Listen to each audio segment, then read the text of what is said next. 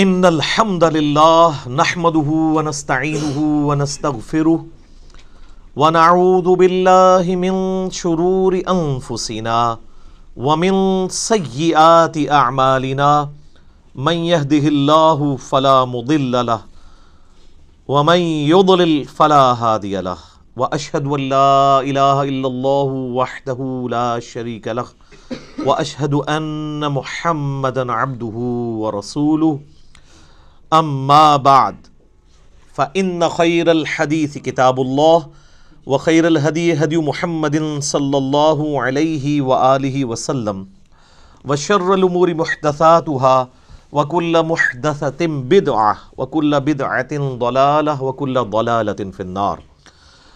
اعوذ باللہ السمیع العلیم من الشیطان الرجیم من ہمزہ ونفخہ ونفثہ بسم اللہ الرحمن الرحیم۔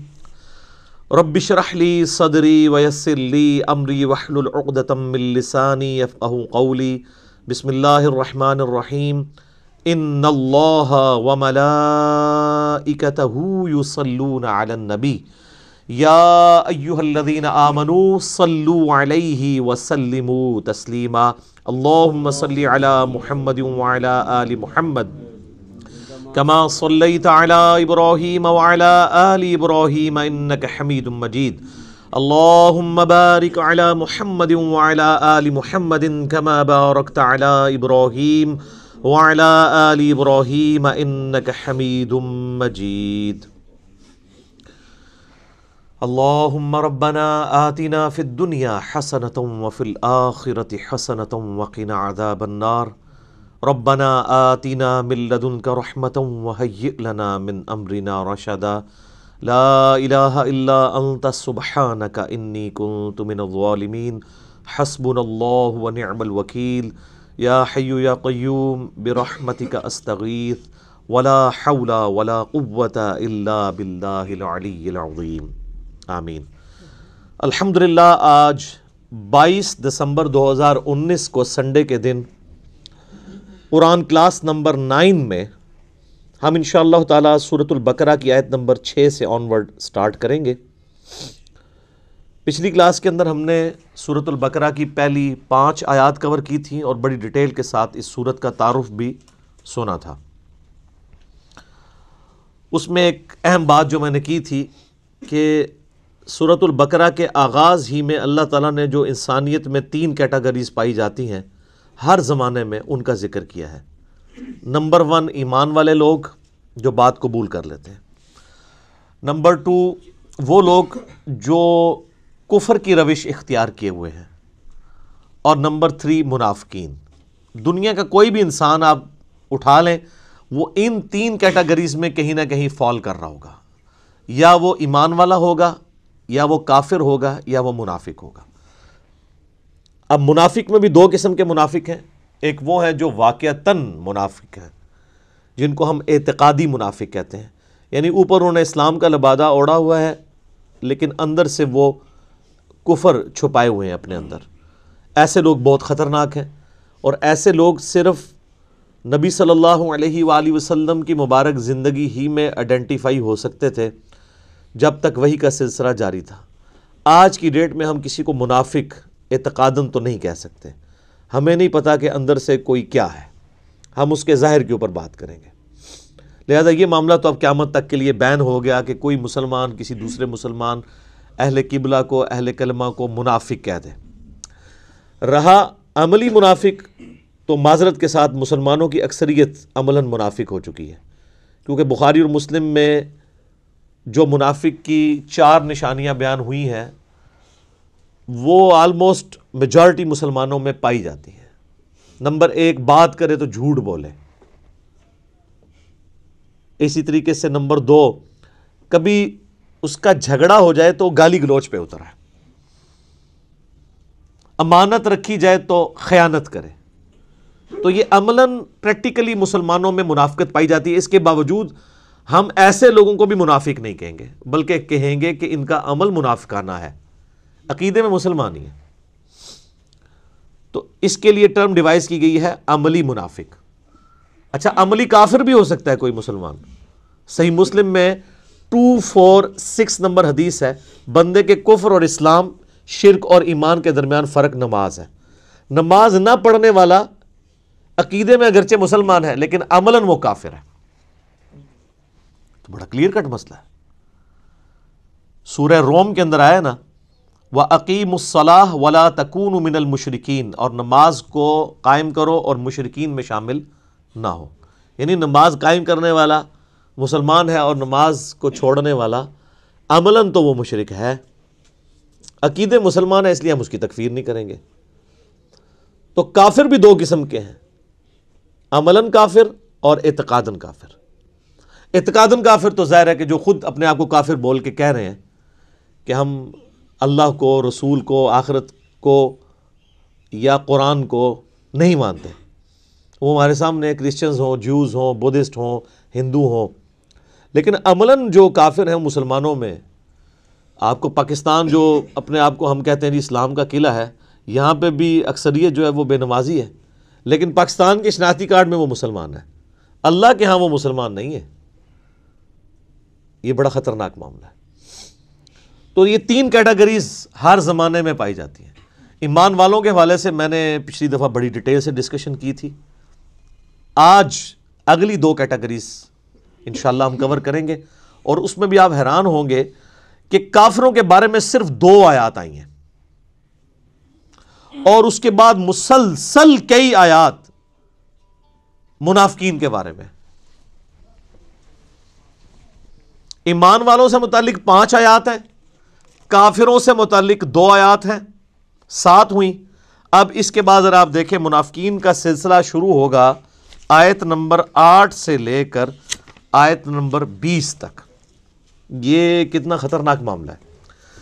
13 آیات مسلسل منافقین کے اوپر ہیں، ایمان والوں پر 5، کافروں پر 2، اور باقی 13 آیات جو ہیں وہ منافقین۔ یعنی یہ منافقت والا جو ایشو ہے یہ بہت کریٹیکل ایشو ہے، اور وہ اس لیے ہے کہ منافقین صرف اعتقادی نہیں ہوتے، عملاً بھی منافق ہوتے ہیں، جو اس وقت پریکٹیکلی مسلمانوں کی اکثریت ہو چکی ہے لیکن ان کو پتہ نہیں ہے۔ دوسری کیٹیگری، اعوذ باللہ من الشیطان الرجیم، بسم اللہ الرحمن الرحیم۔ ان الذین کفروا، بے شک وہ لوگ جنہوں نے کفر اختیار کیا، سواء علیہم، ان کے لیے تو برابر ہے، انذرتہم، کہ آپ صلی اللہ علیہ وآلہ وسلم ان کو آخرت کا ڈر سنائیں، ام لم تنذرہم لا یؤمنون، یا آپ صلی اللہ علیہ وآلہ وسلم انہیں آخرت کا ڈر نہ سنائیں، ان کے لیے برابر ہے، لا یؤمنون، وہ ایمان نہیں لے کر آئیں گے۔ اچھا، اس کا یہ مطلب نہیں ہے کہ جو کافر ہے اس کو آپ نے تبلیغ نہیں کرنی ہے۔ تو یہ کتاب ہدایت پوری انسانیت کے لیے، ھدی للناس وبینات من الہدی والفرقان، اس میں امپلائیڈ ہے ان الذین کفروا، بے شک وہ لوگ جنہوں نے کفر اختیار کیا ہے، جان بوجھ کے آنکھیں بند کی ہوئی ہیں، جس کو ڈاکٹر اسرار صاحب رحمہ اللہ تعالیٰ بڑی پیاری بات کرتے تھے کہ جو شخص سویا ہوا ہے اس کو تو آپ جگا سکتے ہیں، اور جو آنکھیں بند کر کے لیٹا ہوا ہے اس کو کوئی نہیں اٹھا سکتا، کیونکہ وہ پہلے ہی جاگ رہا ہے، جاگنا چاہتا نہیں ہے۔ تو ایسا شخص جس کے اوپر حق اور باطل واضح ہو چکا ہو، اس کے باوجود وہ جان بوجھ کے کفر کی روش اختیار کرے، اس کے لیے قرآن میں کوئی ہدایت نہیں ہے۔ یہ بڑا خطرناک معاملہ ہے۔ تو اس سے مراد وہ کافر ہیں کہ جو حق جاننے کے باوجود جان بوجھ کے اپنی قبیلے کی حمایت کے اندر، اپنے نسلی تعصب کے اندر، یا جیلسی فیکٹر کی وجہ سے، جس طرح یہودی تھے، نبی صلی اللہ علیہ وآلہ وسلم کو ماننے سے انکار کر دیا، وہ سب کے سب اس کیٹیگری میں فال کرتے ہیں۔ ان کے لیے اب آپ ان کو تبلیغ کریں نہ کریں، ان کے لیے برابر ہے، وہ ایمان نہیں لے کر آئیں گے۔ ختم اللہ علی قلوبہم، اللہ نے ان کے دلوں پر مہر لگا دی ہے، سیل کر دی ہے، یعنی سیل ہو گئی، اب کوئی چیز اس کے اندر داخل نہیں ہو سکتی۔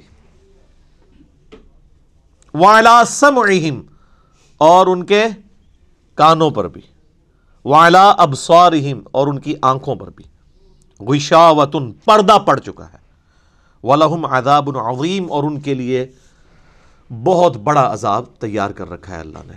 وَلِيَعُوذُ بِاللَّهِ تَعَالَى اللَّهُمَّ أَجِرْنَا مِنَ النَّارِ اللَّهُمَّ أَجِرْنَا مِنَ النَّارِ اللَّهُمَّ أَجِرْنَا مِنَ النَّارِ۔ اچھا، قرآن کا طالب علم جب اس طرح کی آیات پڑھتا ہے نا تو وہ پریشان ہو جاتا ہے کہ بھئی قرآن تو بہت سٹریٹ فارورڈ ہے، اور آپ دیکھ رہے ہیں کہ اللہ تعالیٰ کے مزاج میں وہ چیزیں نہیں ہیں جو آپ کو میٹھے میٹھے وائزین بتاتے ہیں۔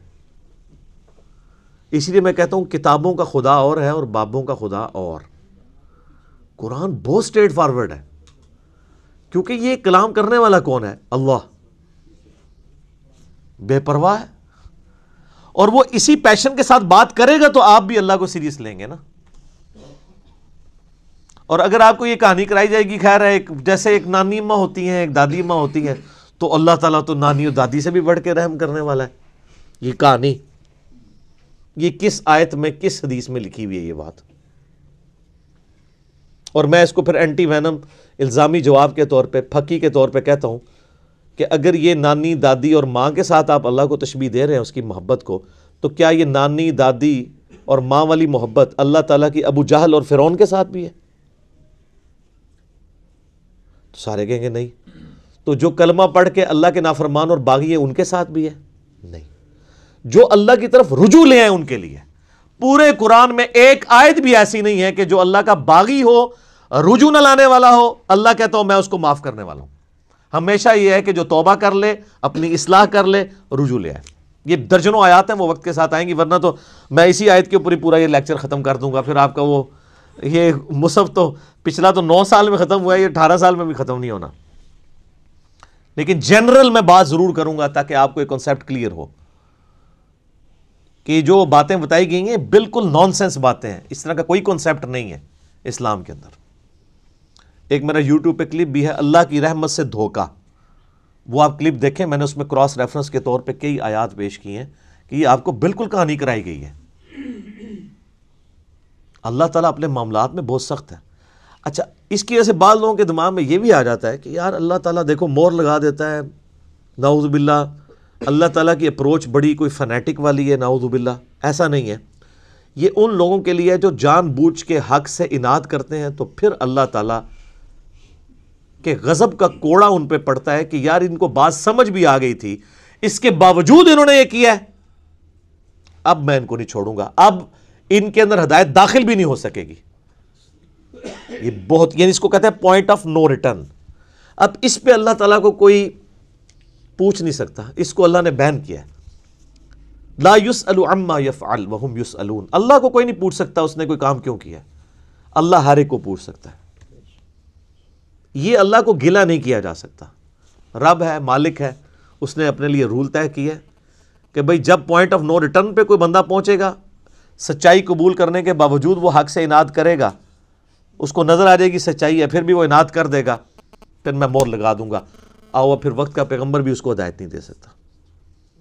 انک لا تہدی من احببت ولکن اللہ یہدی من یشاء، اے نبی جس سے تم محبت کرتے ہو تم بھی اسے ہدایت نہیں دے سکتے، اللہ جسے چاہتا ہے ہدایت دیتا ہے۔ ہدایت کس کو دیتا ہے؟ والذین جاہدوا فینا لنہدینہم سبلنا، جو لوگ ہماری راہ میں کوشش کریں گے ان کے لیے ہم اپنی راہیں کھولیں گے۔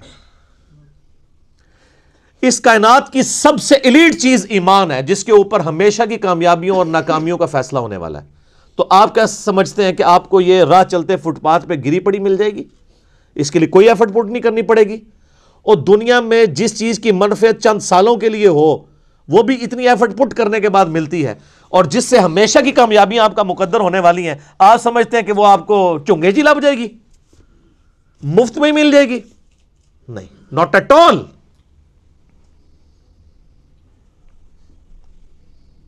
میری وائف نے جب پہلی دفعہ قرآن پڑھا نا شادی کے بعد، میں نے اس کو ایک قرآن کلاس ہوتی تھی رمضان شریف میں، تو میں نے کہا میں بچے وغیرہ میں دیکھوں گا، تم نہ صرف ایک دفعہ قرآن پڑھ لو تاکہ تمہیں پتہ چلے قرآن میں لکھا کیا ہوا ہے۔ قرآن آپ اکیلے بیٹھ کے تو ظاہر ہے اس طرح نہیں ہے، ایک ماحول ہوتا ہے، ایک ڈیکورم ہے، کلاس ہے، جس طرح یہاں لوگ بیٹھے ہیں۔ تو رمضان میں پورا قرآن اس نے مکمل کیا نا، تو میں نے اس سے پوچھا تم نے کیا یعنی اس سے حاصل کیا؟ اس نے کہا جی اللہ بہت سخت ہے، اور جس خدا کا تعارف ہمیں ہمارے ماں باپ اور یہ معاشرہ کرواتا ہے وہ خدا نہیں ہے جو قرآن میں ہے۔ اللہ تو اپنے معاملات میں بہت سخت ہے، یہ کتاب انذار ہے، تبشیر اور بشارت ان کے لیے جو بات مانتے ہیں، جو نہیں مانتے ہیں ان کے لیے عذاب کا کوڑا ہے یہ کتاب، کیونکہ اللہ ہے نا، یہ کائنات اس نے اس لیے بنائی ہے کہ آپ جانوروں کی طرح کھائیں پیئیں، اولاد پیدا کریں اور مر جائیں۔ انسان کو اس نے اپنے لیے پیدا کیا ہے، پوری کائنات انسان کے لیے اور انسان کو اپنے لیے۔ وما خلقت الجن والانس الا لیعبدون۔ اچھا یہ جو بات ہے نا، ختم اللہ علی قلوبہم وعلی سمعہم وعلی ابصارہم، مہر لگا دی ان کے دلوں پر، کانوں پر، آنکھوں پر، پردہ ڈال دیا، اب عذاب ہی ان کو آئے گا۔ یہ آپ نے اگر بات سمجھنی ہے نا تو آپ پارہ نمبر 7 کے آخری صفحے پہ آ جائیں، سورۃ الانعام میں آیت نمبر ہے 110، 7ویں پارے کی آخری آیت، آپ کے یہ بلو والے قرآن میں 142 نمبر پیج کی آخری آیت 110 نمبر۔ وَنُقَلِّبُ أَفْئِدَتَهُمْ وَأَبْصَارُهُمْ، ہم پھیر دیتے ہیں ان کے دلوں کو اور ان کی آنکھوں کو، عقل اور ان کی آنکھوں کو، کہ وہ حق بات قبول نہ کریں۔ حق سے اللہ فرماتا ہے کہ میں ان کو حق سے اندھا کر دیتا ہوں۔ کما لم یؤمنوا بہ اول مرہ، جس طرح کہ انہوں نے بھی تو پہلی دفعہ جب ان کے اوپر حق کھلا تھا انہوں نے ایمان لانے سے روح گردانی کی تھی نا، اب یہ چاہیں گے بھی نہ تو میں ان کو اسلام کی طرف نہیں آنے دوں گا۔ وَنَذَرُهُمْ فِي طُغْيَانِهِمْ يَعْمَهُونَ، اور میں ان کو چھوڑ دوں گا اپنی سرکشی میں بھٹکتے پھریں۔ وَلَوْ أَنَّنَا نَزَّلْنَا إِلَيْهِمُ الْمَلَائِكَةَ، اور اب اگر فرشتے بھی ان کے سامنے نازل ہوں، وَكَلَّمَهُمُ الْمَوْتَى، اور مردے قبروں سے نکل کے ان کے ساتھ بات کرنا شروع کر دیں، وَحَشَرْنَا عَلَيْهِمْ كُلَّ شَيْءٍ قُبُولًا، اور ہر چیز جن کا ان سے وعدہ کیا تھا ان کی آنکھوں کے سامنے آ جائے، قیامت بھی، عذاب بھی، سب کچھ بھی، مَا كَانُوا لِيُؤْمِنُوا، پھر بھی یہ ایمان نہیں لے کے آئیں گے۔ یہ ہے سر کتابوں کا خدا، یہ نانی اماں، دادی اماں اور ماما نہیں ہے، یہ اللہ ہے۔ کتنی سختی ہے کہ فرشتے بھی، اب مجھے بتائیں کسی سے مردہ نکل کے قبر سے کہے کہ میری تو پھینٹی لگ گئی ہے، آپ کو تو پوری زندگی نیند نہیں آنی ہے، لیکن اللہ فرما رہا ہے پھر بھی یہ ایمان نہیں لے کے آئیں گے۔ کر لو جو کر، یہ اللہ کہہ رہا ہے۔ آمین۔ الا ان یشاء اللہ، ہاں اگر اللہ ہی چاہے زبردستی کسی کو اس طریقے سے ہدایت دے دے وہ الگ بات ہے۔ ولیکن اکثرہم یجہلون، لیکن اکثر لوگ جہالت کا شکار ہیں، وہ اپنی وشفل تھنکنگز کے اندر، امانیہم جنہیں کہا گیا ہے، وہ ان میں پھر رہے ہیں، پھرتے رہے۔ اللہ تعالیٰ اپنے معاملات میں بہت سخت ہے میرے بھائیوں، اللہ کو سیریس لینے کی ضرورت ہے۔ ظاہر ہے اس کائنات کی ایک ہی حقیقت ہے، وہ اللہ ہے، اگر اس کو کوئی سیریس نہیں لیتا تو اللہ تعالیٰ کے لیے کیا ہے؟ وہ تو اپنے نبی سے 3 دفعہ قرآن میں کہلوا رہا ہے، قل انی اخاف ان عصیت ربی عذاب یوم عظیم، اے نبی تم فرما دو کہ بالفرض اگر میں بھی اپنے رب کی نافرمانی کروں تو مجھے خود اس بات کا ڈر لگا ہے کہ بڑے دن کا عذاب مجھے بھی آ پکڑے گا۔ جی سورۃ الانعام، سورہ یونس، سورہ الزمر، 3 سورتوں میں یہ ایک آیت 3 دفعہ آئی ہے۔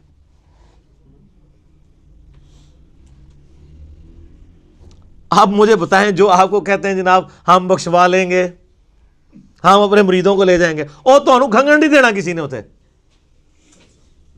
تو یہ اس لیے کہ نہ انہوں نے خود قرآن پڑھا ہوا ہے اور نہ آپ کو پڑھنے دیں گے، ورنہ آپ کا دماغ کھل جائے گا۔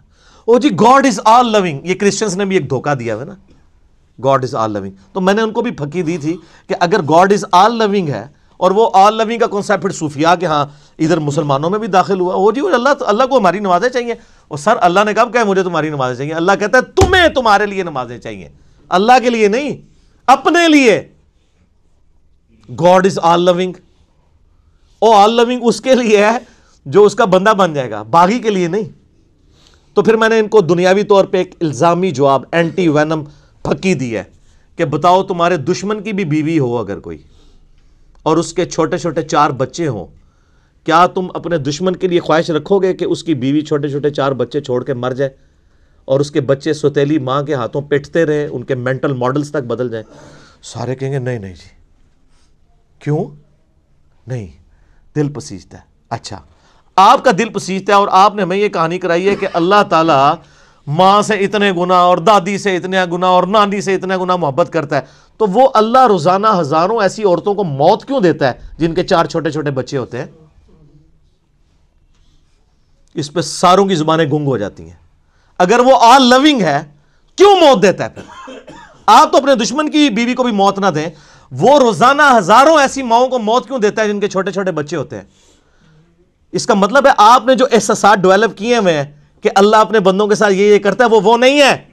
اللہ اپنے احساسات کا اسیر نہیں ہے، اللہ کے وہ جذبات نہیں ہیں جو آپ کے ہوتے ہیں، وہ بے پرواہ ہے۔ ہاں جو اس کا ہو جائے نا اس کے لیے معاملہ الگ ہے۔ وہ صحیح بخاری میں حدیث ہے کہ جس نے میرے ولی کے ساتھ دشمنی کی، میرا اعلان جنگ ہے اس کے خلاف۔ اور انسان میرا قرب نہیں حاصل کرتا مگر فرائض کے ذریعے اور نوافل پہ استقامت کے ذریعے اس لیول پہ پہنچ جاتا ہے کہ میں اس کے ہاتھ بن جاتا ہوں جس سے وہ پکڑتا ہے، میں اس کے کان بن جاتا ہوں جس سے وہ سنتا ہے، میں اس کی آنکھیں بن جاتا ہوں جس سے وہ دیکھتا ہے، میں اس کے پاؤں بن جاتا ہوں جس سے وہ چلتا ہے۔ اچھا ادھر ہی حدیث روک دیتے ہیں صوفیاء اور وہ کہتے ہیں نہیں وہ خود ہی خدا بن گیا، ایتھوں ہاتھ پائے گا انج ہو جائے گا۔ وہ آگے پڑھو کیا لکھا ہوا ہے، وہ جب اپنے دشمن کے اگینسٹ مجھ سے پناہ طلب کرتا ہے میں اسے پناہ عطا کرتا ہوں۔ اگر وہ اللہ ہی سے پناہ طلب کر رہا ہے تو وہ پھر ہاتھ مارنے جو گا تو نا یہ ہاتھ بن جاتا ہوں، پاؤں بن جاتا ہوں، کان بن جاتا ہوں، اس سے مراد یہ کہ اس کا اوڑھنا بچھونا پھر میں ہی بن جاتا ہوں۔ قل ان صلاتی و نسکی و محیایا و مماتی للہ رب العالمین، اے نبی تم فرما دو بے شک میری نماز، میری قربانی، میرا جینا، میرا مرنا سب اللہ کے لیے۔ اوڑھنا بچھونا اللہ بن جاتا ہے۔ اس حدیث کے آگے الفاظ ہیں، اللہ تعالیٰ فرماتا ہے مجھے کبھی کسی معاملے میں ہچکچاہٹ نہیں ہوتی سوائے ایک معاملے کے کہ جب مجھے اپنے کسی مومن بندے کو موت دینی پڑتی ہے۔ اللہ کہتا ہے میں بھی اس پہ ریلیکٹنٹ ہوتا ہوں، کیوں؟ میرا بندہ موت کو ناپسند کرتا ہے۔ ظاہر ہے موت تو کسی کو بھی پسند نہیں ہے، انسان زندہ رہنا چاہتا ہے، اور یہ اللہ نے انسان کی کوالٹی رکھی ہے کہ اسے زندہ رہنے کی خواہش ہے۔ اسی لیے اولیاء اللہ بھی جب خطاب کر رہے ہو نا وہاں پہ اسپیکر پھٹ جائے تو وہ بھی یوں کر جاتے ہیں، لا خوف علیہم ولا ہم یحزنون۔ کیوں کرتے ہیں؟ یہ نیچرل اللہ نے رکھا ہوا ہے۔ کسی اولیاء اللہ کو کہنا یہ سامنے یہ بٹ صاحب کے پاس جو بندوق بڑی خطرناک سی انہوں نے تانی ہوئی ہے، کسی اولیاء اللہ کو کہنا پڑھ لے کلمہ میں چلان لگاؤں، تو آپ دیکھ لیں اس کی کیا حالت ہوگی۔ یہ اللہ نے نیچرل رکھا ہوا ہے۔ موت تو اللہ فرماتا ہے کہ میں بھی ریلیکٹنٹ ہوتا ہوں، وہ اپنی موت کو ناپسند کر رہا ہوتا ہے اور میں اسے موت دے کے اپنے پاس لانا چاہتا ہوں۔ پھر کیا ہوتا ہے؟ پھر تو وہ قرآن پاک میں سورہ حمیم سجدہ میں آیا نا کہ ایسے لوگوں میں پھر فرشتے نازل ہوتے ہیں، ان کو بشارت دیتے ہیں موت کے وقت۔ اور پھر سنن ابی داؤد میں، سنن نسائی میں بڑی ڈیٹیلڈ احادیث ہیں کہ جب ایمان والے کی موت کا وقت قریب آتا ہے تو باقاعدہ اس کو آمادہ کیا جاتا ہے کہ وہ خود کہے کہ میں مرنا ہے۔ وہ جب سب کچھ دیکھتا ہے وہ کہتا ہے ٹھیک ہے جی جان دو، پہلے نہیں کہتا جان دو۔ بڑا مشکل کام ہے۔ پہلے کہنا کہ جان دو تو حضرت موسیٰ علیہ السلام تھپڑ کیوں مارتے ہیں اسرائیل کو؟ میرا وہ بھی کلپ چڑھا ہے نا، بخاری مسلم میں حدیث ہے جو۔ تو یہ بہت سینسٹیو ایشو ہے۔ اللہ تعالیٰ کے بارے میں آپ اپنے دماغ کھول لیں، یا وہ کتاب کھول رہے ہیں جو بابوں کی لکھی ہوئی نہیں ہے کتاب، یہ اللہ کی نازل کردہ کتاب ہے، اس کو اسی طریقے سے سمجھنا ہے۔ شروع میں ہی آپ کا کانٹا نکل جائے گا تو آپ کو آگے قرآن سمجھنا آسان ہوگا۔ اللہ کے مزاج کو سمجھنا ہے آپ نے، اور یہ دماغ میں بات طے کر لینی ہے کہ بابوں کا خدا اور ہے اور کتابوں کا خدا اور۔ یہ آپ جو پڑھ رہے ہیں نا یہ وہ خدا ہے جس کا تعارف محمد رسول اللہ صلی اللہ علیہ وآلہ وسلم نے آپ کو کروایا۔ یہ وہ خدا ہے جس کا تعارف پیغمبروں نے کروایا ہے، اور پیغمبروں نے ان کتابوں کے ذریعے کروایا جو اللہ نے ان پہ نازل کی تھی۔ یہ مولانا روم کے مثنوی شریف والا خدا نہیں ہے، یہ قرآن شریف والا خدا ہے۔ ٹھیک ہے، وہ کہتے ہیں وہ مثنوی مولانا روم جو ہے وہ فارسی کا قرآن ہے، استغفر اللہ تو بولی، ایڈیاں کہانیاں، ایڈے جھوٹ، اتنی انبیاء کی گستاخانہ واقعات اس کے اندر ہیں، اور اس کو کہتے ہیں فارسی کا قرآن ہے۔ سر فارسی کا قرآن وہی ہوگا جو قرآن کا ترجمہ فارسی میں شاہ ولی اللہ دہلوی نے کیا ہوا ہے، ٹھیک ہے، باقی وہ کہانیاں لکھتا رہے وہ قرآن نہیں بنتا۔ تو یہ ساری میں نے گفتگو شروع میں ہی کانٹا نکال دیا۔ وَمِنَ النَّاسِ مَن يَقُولُ آمَنَّا، لو جی اب منافقین کا یعنی اکثر مسلمانوں کا جو عملاً منافق ہو چکے ہیں، वलियाउज़ु बिल्लाहि ताला। अल्लाहुम्मा इन्नी आऊज़ु बिका मिनन निफाक, आमीन। व मिनन नासी मन यक़ूलु आमन्ना, और लोगों में ऐसे भी लोग हैं जो कहते हैं हम ईमान लाए, बिल्लाहि व बिल यौमिल आखिर, अल्लाह पर भी ईमान लाए और आखिरत के दिन पर भी। व मा हुम बिमुमिनीन, लेकिन वो मोमिन नहीं है। ईमान ले भी आए, मोमिन नहीं है। सर कितना जाहो जलाल है, इंसान परेशान नहीं हो जाता? पहले अल्लाह ताला कह रहा है कि जो कुफर किए हुए हैं उनको समझाओ, तब भी ईमान नहीं लेके आएंगे, मोहरें लग गई हैं। अब जो बेचारे ईमान ला रहे हैं उनके बारे में अल्लाह कह रहा है ईमान नहीं लाए। क्या हो गया? युखादिऊन अल्लाह वल्लज़ीना आमनू, ये तो फरेब देना चाहते हैं अल्लाह को भी और ईमान वालों को भी। यानी ऊपर से कलमा पड़े हुए हैं दब के। ये स्पेसिफिकली यहूदी उलमा और उनके फॉलोअर्स के बारे में था, इस्लाम के रौब की वजह से दब गए। आपको पता है ना, औस और खजरज ये दो कबीले थे मुशरिकीन अरब के मदीना शरीफ में जो आबाद थे, और दोनों के सरदार मुसलमान हो गए थे। औस के सरदार थे सैयदना साद इब्न मुआज रज़ियल्लाहु ताला अन्हु, और खजरज के सरदार थे सैयदना साद इब्न उबादा रज़ियल्लाहु ताला अन्हु। तो उसकी वजह से इनके पूरे पूरे कबीले मुसलमान हो गए। अच्छा, ये इल्मी तौर पे तो इतने साउंड नहीं थे, उम्मी थे, अनपढ़ थे, लेकिन जंगजू बहुत थे। और दूसरी तरफ यहूदी बुज़दिल थे लेकिन इल्म वाले थे। इनकी आपस में इस्लाम से पहले जंगें होती थी। जब कभी औस और खजरज से ये मार खाते थे, क्योंकि वो तो जंगजू लोग थे, तो यहूदी कहते थे अब तो तुम हमें मारते हो, लेकिन जब वो आखिरी पैगंबर आएंगे ना, उनके साथ मिल के, ये भी जिक्र आ जाएगा सूरह अल-अनाम में, इसी सूरह अल-बकरा में 89 नंबर आयत में। तो जब वो पैगंबर आएंगे ना, तो फिर हम उनके साथ मिल के जिहाद करेंगे, फिर हम पूरी दुनिया के ऊपर अल्लाह का डंका बजाएंगे। आज तो तुम मुशरिकीन हम पे गालिब आते हो ना, लेकिन एक दिन आएगा कि हम तुम पे गलबा पाएंगे। ये वो धमकी यहूदी लगाया करते थे औस और खजरज को। लेकिन अल्लाह का करना देखे सर, जब वो आखिरी पैगंबर आए तो सबसे पहले कुफर किया उन्हीं यहूदियों ने जो तड़ी लगाया करते थे, और सबसे पहले ईमान उन्हीं औस और खजरज ने कबूल कर लिया जिनको वो तड़ी लगाया करते थे। औस और खजरज जब हज के लिए पहुंचे ना, तो उनमें से कुछ लोग ने ऑब्जर्व किया, उनका यार ये वही पैगंबर लगते हैं जिनके बारे में हमें तड़ी लगाई जाती थी। इससे पहले कि यहूदी ईमान ले आए, तुम ही इन पर ईमान ले आओ। और अल्लाह ने उन्हें दुनिया का इमाम बना दिया, और वो वहीं के वहीं पड़े रह गए। इसका मतलब है कि अगर आपके पास इल्म भी है, नॉलेज भी है, लेकिन आप हट धर्म है, आपके अंदर वक्त का पैगंबर भी आ जाए, आपको कोई फायदा नहीं होना। और अगर आप चिट्टे अनपढ़ हैं, जाहिल हैं, लेकिन हक कबूल करने का मादा मौजूद है, तो सर आज भी आपके लिए हिदायत लिखी हुई है।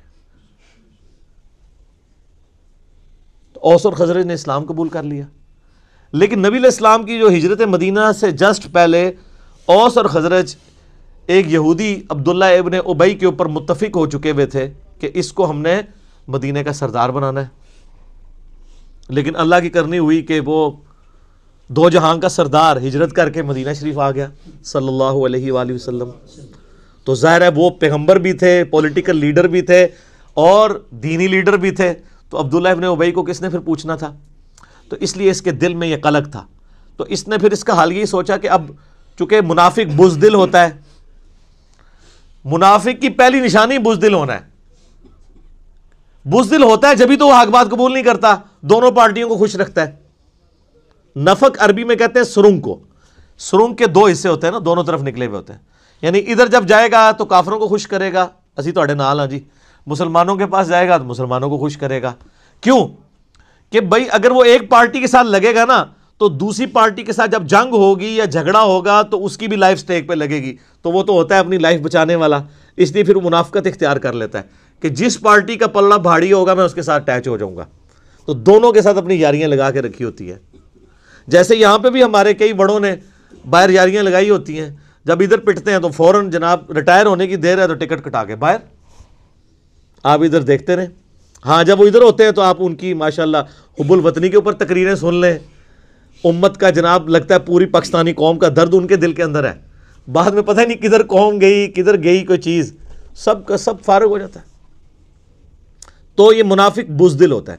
تو عبداللہ ابن ابی نے اوپر سے کلمہ پڑھ لیا.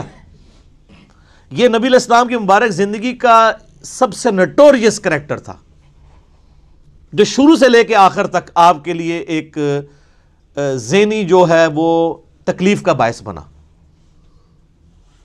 غزوہ تبوک کے بھی بعد یہ مرا ہے، یعنی آپ علیہ السلام کی دنیا سے تشریف لے جانے سے کچھ عرصہ پہلے اس کو موت آئی ہے. پوری زندگی یہ تکلیف آپ کو اس کی وجہ سے اٹھانی پڑی ہے. وہ تو آگے سورہ توبہ آئے گی تو پھر اس کا ذکر تو چلے گا. اتنا ذکر تو آپ ابو جہل کا، ابو لہب کا اور ابو سفیان کا جو بعد میں مسلمان ہو گئے تھے رضی اللہ تعالیٰ عنہ، ان کا نہیں چلے گا جتنا عبداللہ ابن ابی کا. تو اس نے دیکھا کہ اچھا یار یہ تو اب پھر میں پھنس جاؤں گا، بہتر یہ ہے کہ میں بھی کلمہ پڑھ لیتا ہوں. اور صرف کلمہ نہیں پڑھا، کھڑپینچی بھی شروع کر دی. جمعے والے دن مسجد میں پہلے آ جانا اور ادھر ادھر صفحے سیدھی کرانا، یہ وہ جس طرح ہوتا ہے نا کوئی لوگوں کو کھڑپینچی کا شوق ہوتا ہے. تو یہ کام اس نے شروع کیے، لیکن اندر سے اسلام کی جڑیں کاٹی. ایسا کریکٹر تھا. تو اللہ تعالیٰ نے فرمایا کہ یہ اصل میں یہ چاہ رہے ہیں کہ اللہ کو دھوکہ دیں. اللہ کو کیا دھوکہ دینا ہے؟ یہ نہ اللہ کو دھوکہ دے سکتے ہیں نہ ایمان والوں کو. وما یخدعون الا انفسہم، یہ تو اپنے آپ کو دھوکہ دے رہے ہیں. اور اس سے بڑا کیا ظلم ہوا ہے ان کے اوپر؟ خود انہوں نے کیا. وما یشعرون، انہیں شعور بھی نہیں ہے کہ یہ تو اپنے آپ کو دھوکہ دے رہے ہیں. اپنے آپ کو کیوں دے رہے ہیں؟ آخرت برباد کر رہے ہیں. ہمیشہ کی ناکامیاں ان کا مقدر ہونے والی ہیں. ہٹ درمی اور ضد کی وجہ سے انہوں نے حق کی دعوت قبول نہیں کی ہے. پہلے تڑی لگاتے تھے، بعد میں رہ گئے. ادھر بھی اس طرح ہی ہوتا ہے نا جناب. آپ دیکھ رہے ہوتے ہیں یہ جب کوئی گستاخانہ کارٹون فلموں کا مسئلہ، کوئی اس طرح کے ایشو اٹھتے ہیں تو آپ کو ماشاءاللہ جو لوگ توڑ پھوڑ کرتے ہوئے سڑکوں کے اوپر گاڑیاں جلاتے ہوئے نظر آتے ہیں نا، پریکٹیکل ان کی لائف یہ ہوتی ہے. ان کو پوچھیں تو ان میں سے کئی لوگ جمعے کی نماز بھی نہیں پڑھتے ہوتے، کیونکہ یہ کام کرنا بہت آسان ہے. اور معذرت کے ساتھ منافقین پھر بھی ان سے بہتر تھے. رکھ رکھاؤ کے لیے نمازیں وہ پڑھتے تھے. صحیح مسلم شریف میں حدیث ہے، عبداللہ ابن مسعود کہتے ہیں کہ نبی علیہ السلام کے مبارک زمانے میں اگر کوئی بیمار آدمی بھی ہوتا اور 2 بندوں کے سہارے وہ مسجد میں آ کے جماعت سے نماز پڑھ سکتا ہوتا تھا تو 2 بندوں سے گھسٹتا ہوا مسجد میں آتا تھا کہ اسے منافق نہ شمار کر لیا جائے کہ یہ نماز گھر پڑھتا ہے. تو منافق بھی ماشاء اللہ تعالیٰ تکبیر اولیٰ کے ساتھ نماز پڑھا کرتے تھے. تو آپ مجھے بتائیں اس زمانے کے منافقین اور آج کے منافقین میں سے پریکٹیکلی ظاہر کے اعتبار سے کون سے بہتر منافق ہیں؟ وہ والے ہی. نبی علیہ السلام کی مبارک داڑھی میں بم دکھایا ان خبیثوں نے اور کارٹون بنائے. کتنے مسلمان نوجوان ہیں جنہوں نے توڑ پھوڑ کی بجائے کہا کہ جی انہوں نے داڑھی میں بم دکھایا، لو جی آج ہم داڑھی کی نیت کرتے ہیں، نال ٹھوس. تو یہ ساری جذباتی ڈاکٹرین ہے. حق بات کے اوپر چلنا یہ بہت مشکل کام ہے. نعرے لگانا بہت آسان ہے. تو اللہ تعالیٰ ماتا یہ اپنے آپ کو دھوکہ دے رہے ہیں، ان کو شعور بھی نہیں. فی قلوبہم مرض، ان کے دلوں میں تھا مرض. فزادہم اللہ مرضا، اللہ نے بھی ان کا مرض اور بڑھا دیا. دیکھیں یہ سٹائل دیکھیں گفتگو کا. ہمیں لوگ کہتے ہیں میٹھی میٹھی باتیں کرو. اللہ تو ہمارے ان کے دل میں بیماری تھی، اللہ نے ان کی بیماری اور زیادہ کر دی. آپ کے حساب سے تو ہونا چاہیے تھا بیماری تھی، اللہ نے ان کو شفا دے دی. ہاں، کتابوں کا خدا اور ہے اور بابوں کا خدا اور.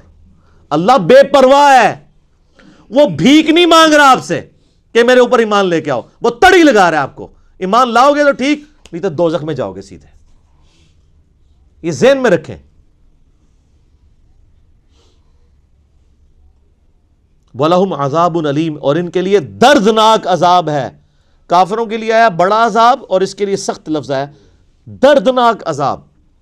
بِمَا كَانُوا يَكْذِبُونَ، بسبب اس کے کہ انہوں نے تکذیب کر دی. تکذیب کہتے ہیں کہ سچائی کو ماننے کے باوجود جھٹلا دینا.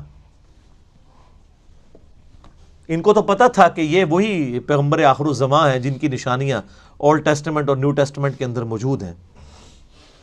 تو انہوں نے کیوں انکار کیا؟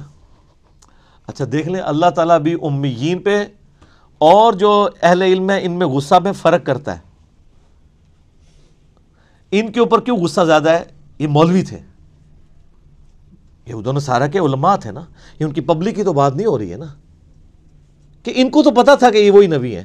انہوں نے کیوں نہیں بات قبول کی ہے؟ آپ ایک جاہل آدمی کو کسی حد تک بینیفٹ آف ڈاؤٹ دے سکتے ہیں، لیکن ایک عالم وہ اس طرح کی حرکت کرے اس کو بینیفٹ آف ڈاؤٹ نہیں ملے گا. کیوں؟ وہ عزت بھی تو عام بندے سے زیادہ ویل کر رہا ہے نا.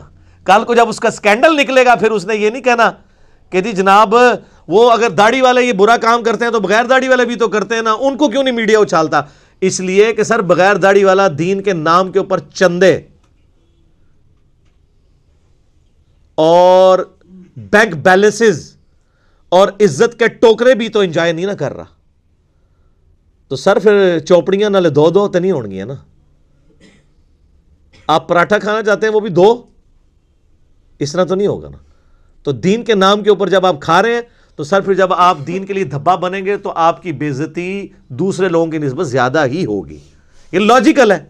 اور سر قرآن میں تو سورۃ الاحزاب میں ہے نبی کی بیوی ہو تم عام عورتوں کی طرح نہیں ہو، اگر تم نے بے حیائی کی تمہیں دگنا عذاب دیا جائے گا. کیوں؟ سٹیٹس ایسا ہے تو تمہارا سٹیٹس بھی ایسا ہی ہے. وَإِذَا قِيلَ لَهُمْ لَا تُفْسِدُوا فِي الْأَرْضِ، اور جب ان سے کہا جاتا ہے کہ مت فساد کرو زمین میں، قَالُوا إِنَّمَا نَحْنُ مُصْلِحُونَ، وہ کہتے ہیں ہم تو صرف اصلاح کا ارادہ رکھتے ہیں.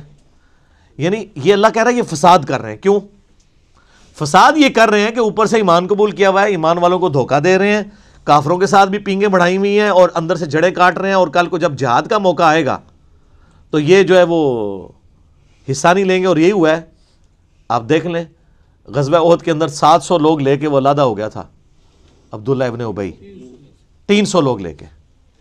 ٹھیک ہے جی. تو وہی عبداللہ ابن ابی نے جب یہ حرکت کی تو عبداللہ ابن مسعود کہتے ہیں کہ اللہ کی قسم اگر غزوہ احد سے پہلے مجھے کوئی پوچھتا کہ رسول اللہ کے صحابہ میں کوئی منافق بھی ہے تو میں کبھی نہ یہ بات مانتا، کیونکہ ساری ماشاءاللہ تکبیر اللہ سے نماز پڑھ رہے ہیں. یہ تو موقع ہے پتہ لگا نا کون کون محبوب کی امت سے ہے. یہ ویسے کہہ دینا تو آسان ہے جو کچھ بھی ہے تیرے محبوب کی امت سے ہے. یہ تو دودھ دہی کا کاروبار جب کرتے ہوئے پانی ملا رہا ہوگا پھر پتہ چلے گا نا کہ محبوب کی امت سے ہے کہ نہیں. جس نے ملاوٹ کی وہ ہم میں سے نہیں. صحیح مسلم کی حدیث. تو اللہ تعالیٰ فرماتا ہے کہ جب انہیں کہا جاتا ہے فساد مت کرو تو وہ کہتے ہیں ہم تو اصلاح کا ارادہ رکھتے ہیں، صلح صفائی سے چلنا چاہیے. کیونکہ منافقین ظاہر ہے چونکہ بزدل ہوتے تھے، جہاد کے بھی بڑے مخالف ہوتے تھے. اور جب نبی علیہ السلام نے، آپ کو پتہ ہے غزوہ بدر سے پہلے بھی آپ نے 8 مہمات روانہ کی تھی تاکہ عرب کے لوگوں کی لائف لائن کاٹی جائے، کیونکہ انہوں نے مسلمانوں کی ساری جائیدادوں پہ قبضہ کر لیا تھا.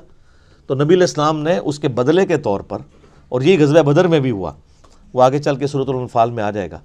تو کہتے تھے یہ لڑائی جھگڑے کا کوئی فائدہ نہیں ہے، بس میٹھی میٹھی باتیں. سر میٹھی میٹھی باتیں کرنے سے کبھی بدماش اپنی پوسٹ چھوڑیں گے؟ آج کافر کہتے ہیں جی اسلام نے تلوار کے زور کے اوپر رومن اور پرشین امپائر اکھاڑی ہے. تو سر پھر کس طرح اکھاڑتے؟ تلوار کے بغیر بدماش اپنی جگہ چھوڑتا ہے؟ نہیں. اسلام نے یہ جو نیا دور شروع کیا ہے وہ تلوار کے زور پہ کیا ہے. سورہ توبہ کی آیت نمبر 14 ہے کہ اللہ تعالیٰ صحابہ کرام سے کہتا ہے ہم تمہاری تلواریں ان کے اوپر مسلط کریں گے. صدیوں سے بیٹھے ہوئے بدماش کیسے اکھاڑے جائیں گے؟ تو یہ جہاد اور قتال کے پیچھے حکمت یہ تھی. لیکن آج جہاد اور قتال یہ ہے کہ وہ مسلمانوں کو اکھاڑنے کے لیے استعمال ہو رہا ہے. ایک مسلمان دوسرے کا گلا کاٹ رہا ہے جہاد کے نام کے اوپر. سر آپ دیکھتے نہیں پچھلے 30-40 سالوں میں سعودیہ اور ایران کی پراکسی وار میں جو کچھ ہمارے ملک کے اندر ہوا ہے، اور وہ آج تک ہم اس چنگل سے باہر نہیں نکل سکے. تو کہتے ہیں ہم تو اصلاح کا ارادہ رکھتے ہیں. الا انہم هم المفسدون، آگاہ ہو جاؤ یہی فسادی ہیں، ولکن لا یشعرون، لیکن انہیں شعور نہیں ہے. اللہ فرما رہا ہے یہ فسادی خود ہے لیکن انہیں پتہ بھی نہیں ہے. اس سے بڑا ان کے ساتھ ہاتھ ہو گیا کہ ان کو پتہ بھی نہیں کہ توبہ و توفیق بھی نہیں ہوگی. وَإِذَا قِيلَ لَهُمْ آمِنُوا، اور جب انہیں کہا جاتا ہے کہ ایمان لے آؤ، کما آمن الناس، جس طرح کہ باقی لوگ ایمان لے کے آئے ہیں جو کامل الایمان مومن ہیں مہاجرین اور انصار میں سے صحابہ کرام، جس طرح وہ ایمان لے کے رہے تم بھی اسی طرح کا ایمان لے آؤ. قالوا انؤمن کما آمن السفہاء، وہ کہتے ہیں ہم ان بیوقوفوں کی طرح ایمان لے آئیں. ان کو تو نہ اپنے بیوی بچوں کی پرواہ ہے، نہ ان کو اپنی کوئی زندگی عزیز ہے. کل کو جہاد میں جائیں گے کٹ جائیں گے، پیچھے بیوی بچوں کا کیا بنے گا؟ یہ تو ہے ہی سارے بیوقوف ہیں. اور اللہ تعالیٰ کی طرف سے جواب سنیں، الا انہم هم السفہاء ولکن لا یعلمون، آگاہ ہو جو بے شک یہی یہی لوگ ہی بیوقوف ہیں جو یہ صحابہ کرام کو بیوقوف کہہ رہے ہیں، لیکن ان کو خود بھی علم نہیں ہے. انہوں نے تو آخرت کا سودا کر لیا. سورہ توبہ میں آتا ہے ہم نے مومنین کی جانوں اور مال کے عوض ان کو جنت دے دی ہے، جنت کے عوض ان کی جان اور مال ہم نے خرید لیا ہے، اور خوشخبری ہو تمہیں اس بیعت کے اوپر جو اللہ سے تم نے بیعت کی ہے. ہمارے مسلمان بھی بیعت کرتے ہیں لیکن اپنا جان مال جو ہے وہ پیروں فقیروں پہ لٹا رہے ہوتے ہیں. اللہ فرماتا ہے کہ اللہ کے لیے لٹاؤ، بیعت اللہ سے ہو پیغمبر کے ذریعے صلی اللہ علیہ وآلہ وسلم. وَإِذَا لَقُوا الَّذِينَ آمَنُوا، اور جب یہ ملتے ہیں اہل ایمان سے، قَالُوا آمَنَّا، کہتے ہیں ہم ایمان لاتے ہیں. وَإِذَا خَلَوْا إِلَىٰ شَيَاطِينِهِمْ، اور جب اپنے شیطانوں کے ساتھ علیحدہ ہوتے ہیں یعنی دوسری پارٹی کے ساتھ، قَالُوا إِنَّا مَعَكُمْ، بے شک ہم تو تمہارے ساتھ ہیں. انما نحن مستہزئون، ہم تو اوپر اوپر سے ہنسی مذاق کے طور پہ انہیں کہہ رہے ہوتے ہیں کہ ہم مسلمان ہیں. دوغلی پالیسی. اور اللہ نے کہا کہ اپنے شیطانوں کے ساتھ جب ملتے ہیں، شیطان کن کو کہا؟ ان کافروں کو، ان کے سرغنہ جو علماء یہود تھے ان کو. اب کٹھے ہوتے ہیں اپنے شیطانوں میں. اچھا، شیطان لفظ کے دو مطلب ہیں، ایک ہے اللہ کی رحمت سے دور، اور ایک شیطان کا مطلب ہے جو حسد اور بغض میں بھرا ہوا ہو. یہ بیک وقت دونوں معنی شیطان کے اوپر فٹ آتے ہیں. اللہ کی رحمت سے وہ دور ہے کیونکہ مردود بارگاہ ہے، اور اس میں حسد اور بغض ابن آدم کا پایا جاتا ہے کیونکہ وہ یہ سمجھتا ہے کہ نہ اللہ مجھے آدم علیہ السلام کے معاملے میں آزمائش میں ڈالتا اور نہ میں مردود بارگاہ ہوتا. تو یہ دونوں چیزیں اس میں. تو اللہ نے یہ انسانوں میں سے شیطان ہیں وہ لوگ جن کے ساتھ منافقین ملتے ہیں اور کہتے ہیں ہم تو مذاق کر رہے تھے. انما نحن مستہزئون، ہم تو صرف مذاق کر رہے تھے. اللہ تعالیٰ فرما رہا ہے اللہ یستہزئ بہم، اللہ ان کے ساتھ اصل میں مزاح فرما رہا ہے جیسا کہ اس کی شان کے لائق ہے.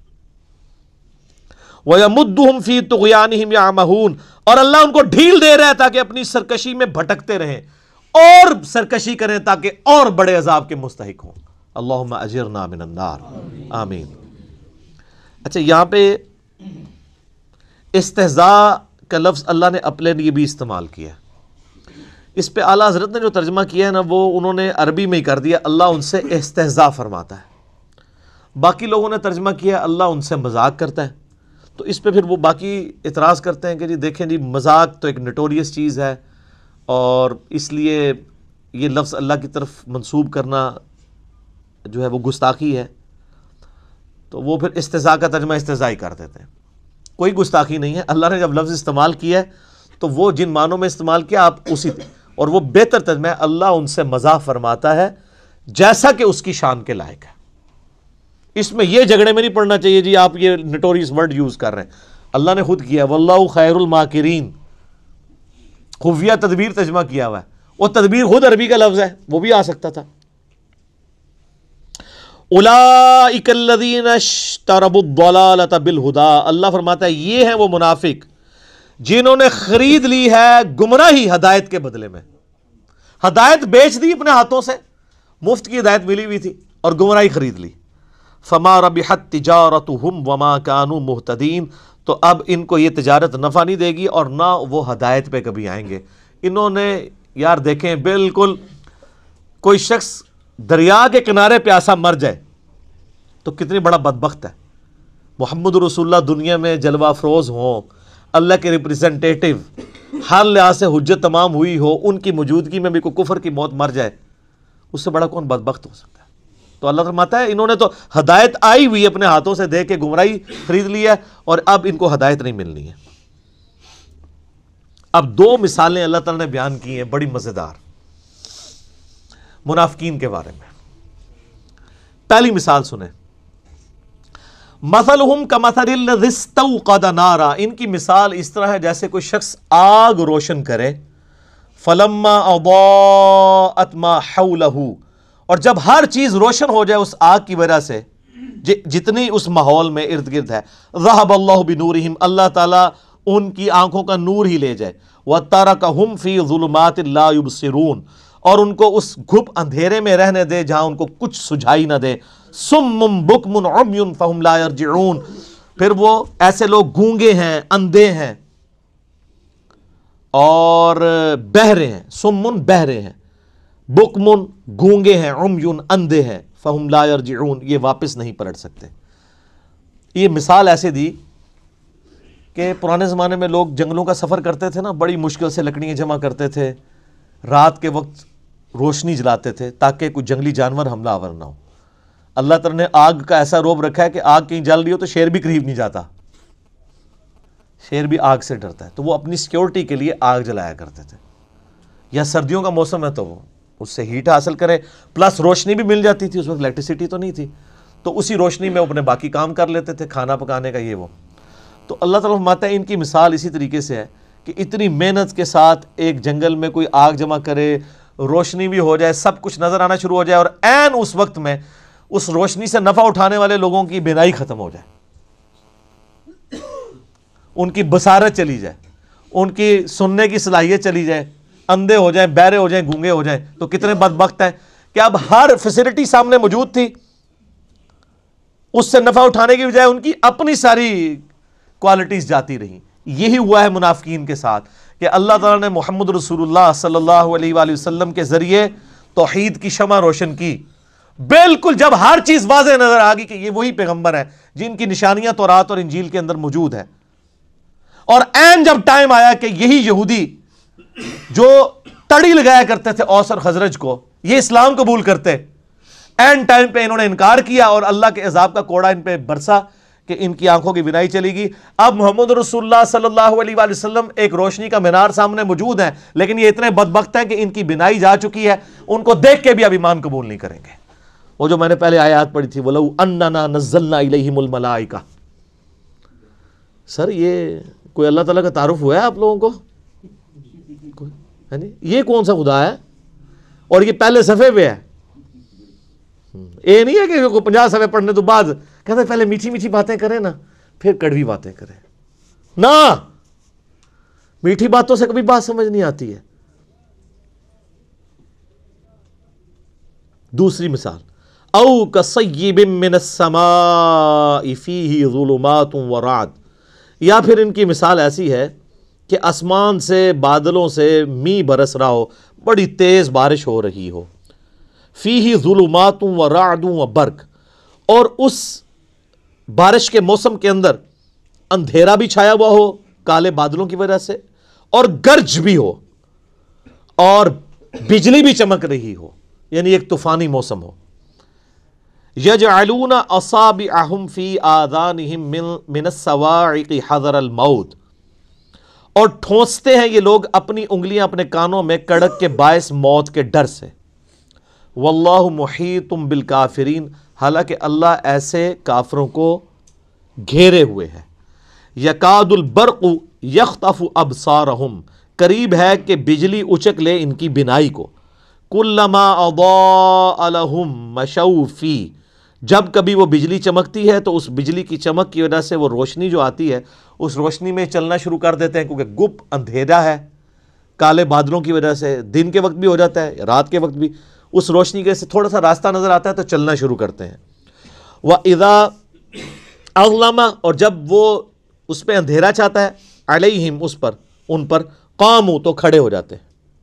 وَلَوْ شَاءَ اللَّهُ لَذَهَبَ بِسَمْعِهِمْ وَأَبْصَارِهِمْ، اور اگر اللہ چاہتا تو ان کی سماعت بھی لے جاتا اور ان کی بصارت بھی، کانوں اور آنکھوں سے انہیں محروم کر دیتا۔